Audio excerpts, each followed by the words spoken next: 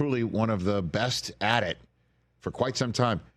He's probably happy with what happened in the Orange Bowl last night. In year 13, getting set to take on the Rams in Glendale, Arizona now. On the final game of Super Wildcard Weekend on Monday Night Football is the defensive back of defensive backs of the Minnesota Vikings, Harrison Smith. How you doing, Harrison? Good to see you, too. Thanks for having me. You got it. First things first. Playing in the national championship game, the Golden Domers, getting it done. You must be jacked up, Harrison. Yeah, that was a heck of a game last night. I thought it was great. Two traditional powerhouses. It was fun to see them get a win. It'll be a good matchup in the championship, no matter who it is. How does a kid from Knoxville, Tennessee, is that where you're from originally? Is where yes. You're born? How does that kid wind up with a Golden Dome on top of his head? How did that happen? I actually went to Catholic schools growing up, but that didn't really factor into it. Okay. It was the best. It's kind of the best fit for me, football wise, academically. So yeah, it worked out. Got to play Michigan, quite a bit. Had a couple tough games at the Big House. Yeah, that was back when Notre Dame didn't mind playing us. You know what I mean? Oh, are we scared now? Yeah, no. I don't know. You run that up your flagpole. You run that one up your flagpole. I'm just wondering now. I'm just all of a sudden those games went poof. I thought those they did go away right around that ACC affiliation. I think so. You know what I mean? But I love those. I thought those were great because it was all on the line. Certainly when I went to school there. I'm obviously much older than you. When I went to school there, Lou Holtz, Bo Schembechler, let's go, right off the bat. And if you lost that game, national titles hopes went out the window. That game was awesome. And to me, that's an all-time uniform game. Yes. Michigan, Notre Dame, always looks incredible. Did Charlie Weiss recruit you? Is that who recruited you? Yes. I was there with him for about half my time, and then Brian Kelly the last 2 years. The beginning of the Brian Kelly era. And now, before we move on to your pro life right now, what your 2 cents on Marcus Freeman? He's unbelievable. He really is terrific what he's done. Under the circumstances in which he got the job and where they are right now on this very day, Harrison, it's unbelievable. He's I don't want to talk about his age, but he's only a couple years older than I am, and the way that he carries himself and kind of, you can tell the wisdom that he has about not just coaching, but also developing young men, being a leader for them, and then, making it about the team. He's you can't really ask for a better leader than that. And I don't know him at all. I'm just watching from the outside, but they seem to have a very tight group that loves to be around each other and loves to play for each other. Well, everything you just said about Marcus Freeman, with the exception of you don't know him very well, could go the same for Kevin O'Connell, right? He's only a few years older than you. And everything else you just said about Marcus Freeman is the same for Kevin O'Connell in your current Vikings life, Harrison, right? Yeah. I think they obviously have their differences, but there's a lot of similarities. I think they're, speaking about KO, he's from the day he got here, I thought this guy's he knows things a little bit beyond his years. I can just tell by the way he operates, and that's not just being a good offensive schematic guy. It's more than that. It's the totality of being a player and a coach and figuring out how to run an organization. So he's been on I've learned a lot from him and enjoy playing for him. Like you said, we're pretty much peers. I'm only a couple of years older than or younger than him too. Yeah, I know. And again, if there's anybody who I could have on, and I appreciate you doing this, Harrison Smith, to talk about the CEO nature of his gig. When I've had Justin Jefferson on or Sam Darnold on or even Kevin on talking about the offensive side of things, you being on the defensive side of things, and we'll get to Brian Flores in a second. But, I mean, what can you tell me about how Kevin O'Connell runs the show from top down, Harrison?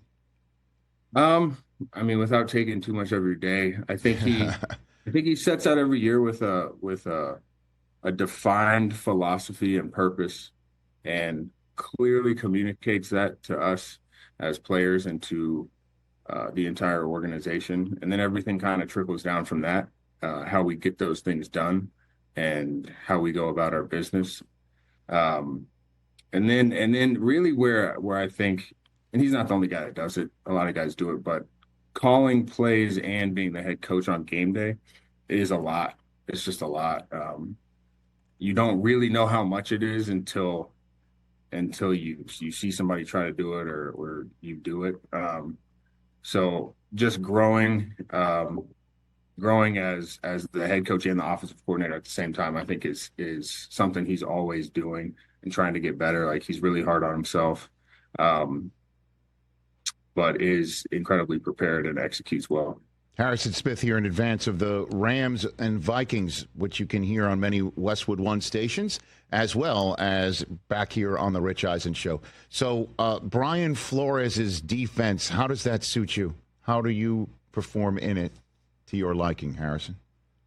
It's I'd say it's kind of a multiple defense as far as players go and what's asked of them. Like, guys have more than just you're kind of more than just pigeonholed in one role. You want to be able to kind of be flexible, kind of liquid.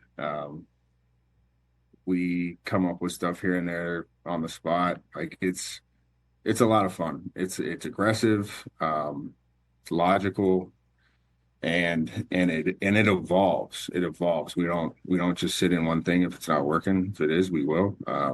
It just makes a lot of sense to me, and it's getting to start in it last year in year 12 of my career, year 13 this year. There's a different ways to play football that I had never done before. And really? Yeah, and it's kind of outside the box in some scenarios. Keeps you on edge. Yeah, keeps you. And well, I mean, you talking about you or the opponent? Both, honestly. That's what I'm saying. You know what I mean? Because it certainly does keep the opponents on edge. And interestingly enough, it's kind of wild, man. I saw you in London, called your game against the Jets, and that was Aaron Rodgers. You picked him off, and now it's kind of like old school. You're going against Matthew Stafford twice in a season, just like you used to do back in the day. I guess you're one game against Jay Cutler away from having a whole throwback of the NFC North of your history, Harrison. And so, yeah, maybe old Cuddy will make a playoff appearance for somebody. I don't know. Do you ever pick off the current quarterback coach, Josh McCown? Do you ever pick him off in a game? Do you ever get him? Remember he's with the Bears? I don't know. I don't think so. Okay. I don't think so. Maybe you could ask him when you see him in the hallway. Maybe I don't know if he'll share that with you. He still thinks he can route me up out of receiver. Is that right? Does he do that in practice?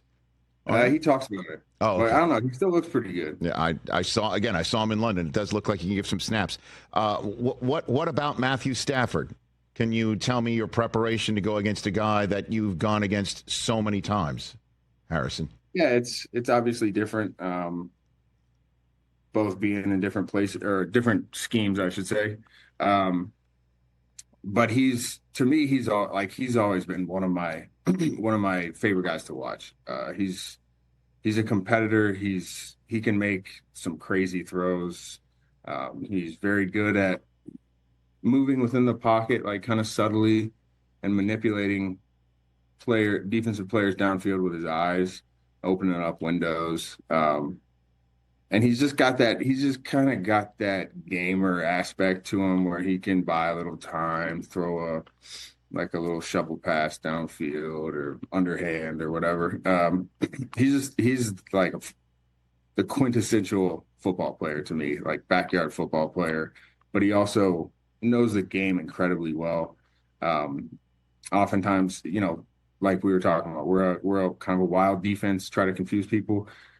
We're not going to be able to confuse him every time. Like, that's just the reality of it. He knows the game too much, and we're going to have to execute our assignments and play well and do the things that make good defenses no matter what the scheme is. And it's a couple of minutes left with Harrison Smith. What's your 2 cents on playing this game in Arizona now? I can attest here in Los Angeles, California, I understand why the game's moved. But all that said, now it's kind of like a neutral site game for you guys. or what are you guys talking about in terms of playing this in Arizona, Harrison? Yeah, honestly, we haven't. It got moved after we left yesterday, and haven't talked about it yet. But I think the main thing is it's not like I'm happy that we don't have to play in LA. Like Understood. I feel bad for the people that are losing their homes and their memories and kind of the places they love and all the people that are suffering and whatever's going on. That's the main thing. So we're going to prepare how we prepare, play where we're supposed to play, but definitely thinking about everybody out in California. Thank you for saying that. I appreciate that. And in terms of the season, 14 wins, a remarkable season. Sam Darnold, the quarterback, has just been a revelation in the position, and you guys are set up.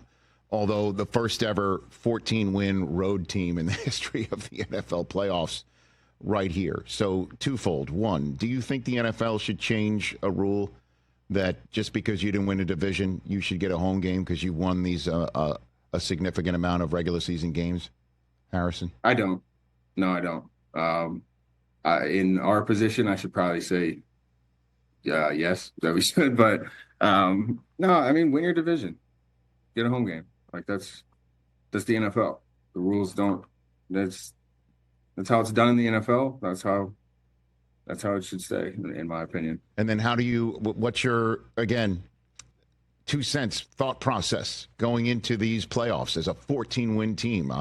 I imagine this is clearly one of the best teams you've played on in your 13 years with a sense of purpose and a sense of mission. What are you thinking about as you have this opportunity to win 4 more games and hold the trophy you've been dreaming about ever since you were there in Tennessee as a kid, Harrison? Yeah, it's to me, it's about one game. That's it. It's always about one game. It's about one play. Do those things with the joy that we have throughout the year. Like, enjoy the moment, be in the moment. It's obviously a big stage, but football is football. And if you're prepared, go out and execute how you always do at a high level and see what the score is at the end of the game. And then enjoy the moment. Is that your message to Vikings fans, Skol fans who are a little nervous based on the way the last regular season game ended? What's your message to Vikings fans right now, Harrison, as I let you go on your Friday? Embrace it. That's what it's about. It's about being nervous. It's about being uncomfortable. That's what the game is. That's why it draws so many people to it, because it's different than your day-to-day life. It gets you on edge. It makes you feel things you don't always feel. Like, embrace those things. It makes it all worthwhile. It makes it better, and normally helps you perform at a higher level. Maybe it'll help you watch the game in some odd comfort of discomfort, I guess. Yeah. And then if you're uncomfortable, maybe a Skol of a different kind, right? To help take the edge off. You know what I mean? And then it's always available. That's right. Hey, Harrison, thanks again for the time. I always appreciate our chats. Congrats on being in this position. And let's do this again soon. Maybe we'll see you in New Orleans. You're the man, Rich. Thank you. Right back at you. That's Harrison Smith, the Golden Domer, as well as the man patrolling the secondary of Minnesota's defense right here on The Rich Eisen Show. Catch The Rich Eisen Show every single day on the Roku channel, 12 to 3 Eastern, for free.